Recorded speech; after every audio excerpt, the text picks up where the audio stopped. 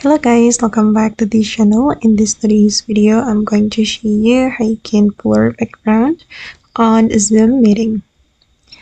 Okay, let's get into it guys. Here I have created a virtual meeting on my Zoom meeting application, and I'm going to show you how we can blur our video background. But wait, I'm going to turn on my camera. So I'm going to click on this video icon, and if we want to blur background, we can go to the background setting here. You can click on this icon and then select the blur my background.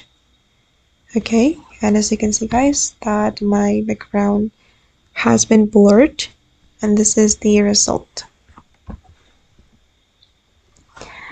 Okay guys, and that's all the way to blur background on Zoom meeting application. I hope this tutorial will be useful for you. Thank you so much for watching, and see you in the next video guys.